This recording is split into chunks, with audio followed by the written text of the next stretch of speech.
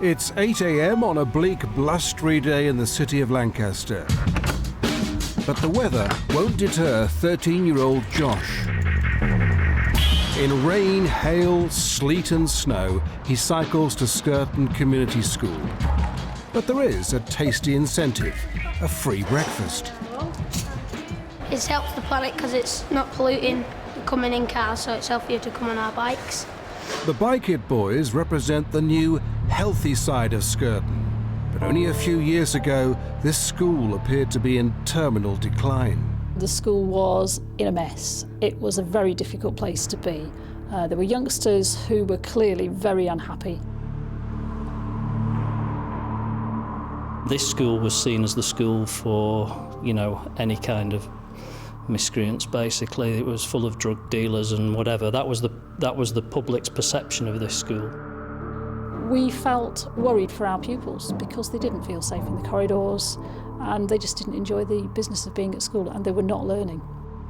You can only imagine what it must have been like at the time amongst the bottom schools in the country with national TV at the doorstep when on results day and just how low the staff and the pupils must have felt. So it surprised no one when in November 2003 the school was put under special measures. The school was sick and the staff adopted the Healthy Schools initiative, tackling diet, improving fitness and most importantly restoring self-esteem and pride. The ethos here is a very caring one and a very supportive one because the children here need nurturing. What do you think? Those children are absolutely desperate for that nurturing. They need to get it here in school and that's what we're providing them with. Do anyone else, will they just go This there? is a social skills ball and it's about finishing sentences. The nurture group works on a small group setting. We've got about 10 children and they may suffer from social, emotional and behavioural difficulties and they come in here and we do normal lessons, 9 out of the 25 subjects they have in here, English, maths, PSHE and history. It's in a more relaxed environment.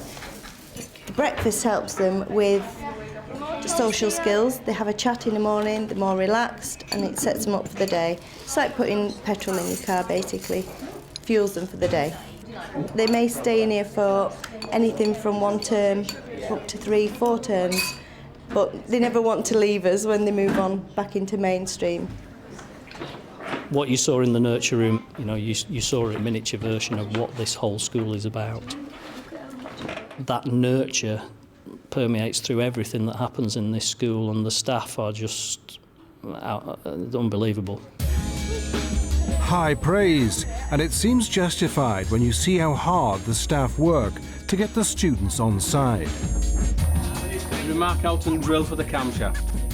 When I first came in, I was told that if you're an outsider as such, you need to be an insider. And once you're an insider, the kids will fight for you. They won't fight you, they'll fight for you. And it's a different relationship. The kind of language I heard a lot when I first came here with the staff was we to call the pupils love and sweetheart and almost like you would speak to your own children. And at first it sort of was, like I say, was a bit of a culture shock to me, but I think afterwards you realise that this is what these children need, perhaps they're not getting that anywhere else. But what they were getting in the canteen was stodgy, fatty food with vending machines full of crisps, chocolate and fizzy drinks. That would all change. Well, most things are now fresh fruit, fresh veg. We do our homemade soups. Now we've got fresh meat from the local butchers. We have a roast once a week. Jacket potatoes with fillings, curries, sweet and sours. They're very conservative, the kids. And you've got to put it on 2 or 3 times before they say, well, what happened to so-and-so? What happened to the sweet and sour? Why aren't we having it on anymore? And you wouldn't think they would have taken to it. Once they've tried it about 3 times, they will take to it. We don't have any fizzy drinks now, no crisps, we have no chocolate. I just finished it completely and that was it. Certainly we know that several of our children react adversely to things like crisps and Coke and various other additive types of food, and because of the reaction that we've eliminated, the behaviour has improved in the classroom. I expected them to be up in arms, but we said no, there's none of there. And we said, okay, that was it. It's nice, but on a Thursday we get fish and chips. It's changed because they do a lot more vegetarian stuff for vegetarians as well. It's good that they've got rid of the junk food and brought healthy food. Instead of like chips and burgers and stuff like that. I always leave a clean plate. Danny has a few problems when he has crisps in the morning.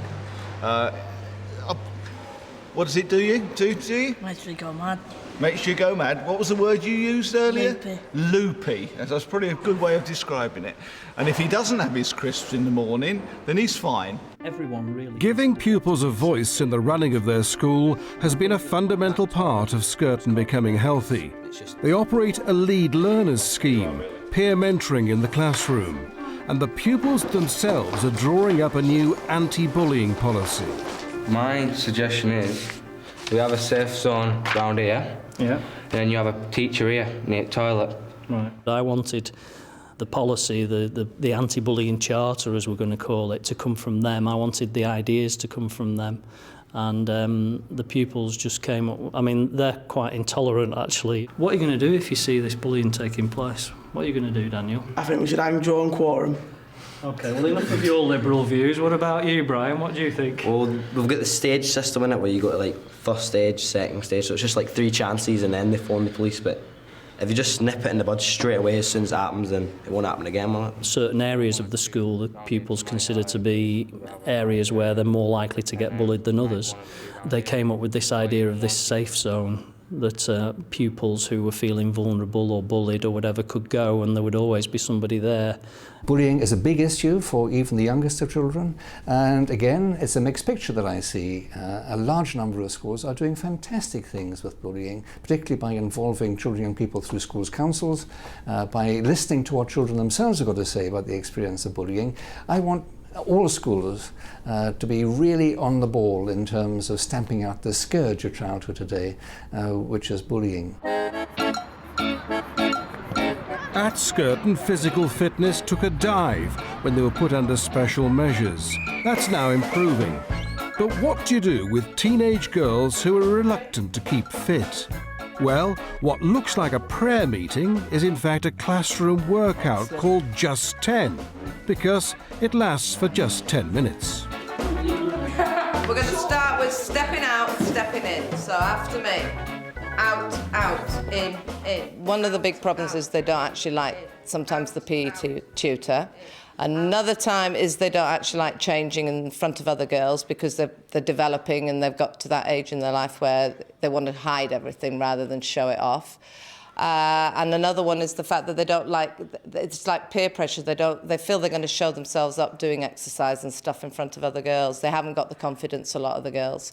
And this way, it's sort of, you do it with only a small group and hopefully it brings up their confidence and so that they can, in the end, access PE again. It's not just physical fitness they care about. A specialised team identify pupils with emotional and personal problems and offer counselling like this. It's about picking the kids up early and being able to work with them before it gets to crisis point. So we may very well be able to deal with them in school and work with them inside of school with our agencies that come in and work with us on a weekly basis, which might be CAMS counselling, it might be the school nurse, it might just be having time out of class to work with a mentor, to talk through problems, to help them deal with what's going on in their lives. In terms of emotional health, this is often overlooked, but we know from our work with young people in particular how big the burden is of having an emotional difficulty. And remember, 1 in 10 young people has got a diagnosable mental health problem. Talk to Daniel and you can explain to him how upset you are. At Skirton, they've created something called Hoist Our Mast, a multi-agency support team who call on outside help like the police when needed. One option that we do have in school is our community police officer, who would be able to come round and sit down with your mum, you, and just be able to talk through this so that all your families feel like it's been resolved properly. It's the end of the school day, and Josh is back on his bike, and he could soon be joined by many others, because Skirton hopes to be the first school in the country to provide free bikes for all their students. The reality for some of our pupils is that they would never have a bike. So we're going to buy some bikes. We're going to train the children how to ride those bikes safely, how to look after the bikes. We'll also provide them with the protective clothing, and that bike will be loaned to them to come to school till basically they grow out of it. Back at school, it's getting busy in the kitchen, where a weekly cook and eat club is underway. It's good, wholesome food like fish pie, shepherd's pie, ordinary, everyday food, but made not from a tin. So we're doing, well, we have been doing what the government wants us to do from next year. We've been doing it for a while. Blue team. The surprising thing about this after-school club is that most of the girls here don't attend classes. They're drawn from Lancaster's large traveller family community, who traditionally have little to do with secondary education. They have a lot of skills. They cook at home, they cook with their grandmother, and very well behaved. There is no problem, no discipline problems with these girls. Yeah.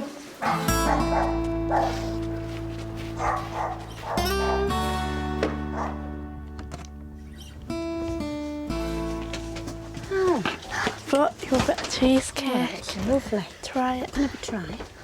It's beautiful. It's lovely, Larissa, that. Looks very nice and it tastes lovely. Don't it now, Chris?